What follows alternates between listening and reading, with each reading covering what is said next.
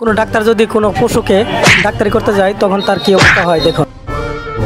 আমার ঘোড়াটা কত সুন্দর, ও বাবা রে, মার যা হাড্ডি ভেঙে ফেলাইছে রে। মার থাপ্পড় এবার যা আকাশে।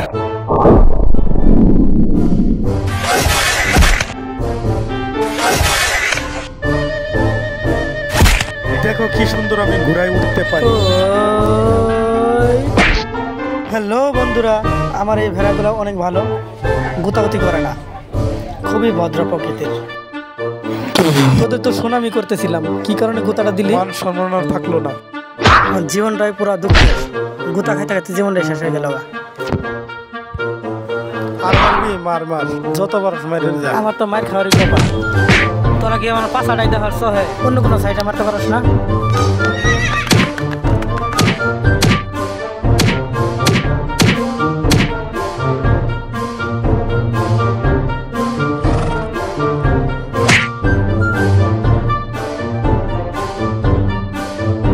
ওরে আল্লাহ রে, তোর লাথি খেয়ে আমার বালিপ খুলে গেল। আমার বাপের জীবনে আবার সাইকেল মার দেখিনি, এসে দেখলাম। আমার অর্ধেক জীবনটাই গেল পশুর হাতে মার খেয়ে খায়। আর জীবনে আমি বেঁচে থাকতে চাই না। মার মার, যত খুশি মার, আমি মরতেই চাই। মার, আমার বউ আমার ছুঁয়ে গেছে গা, এই জীবনের আগে লাভ কি?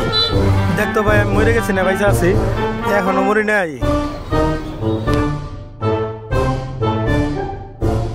ছোটবেলায় দৌড়ায় ফার্স্ট হয়েছিলাম, সেটা মনে আছে কাজে লাগবে রে ভাই।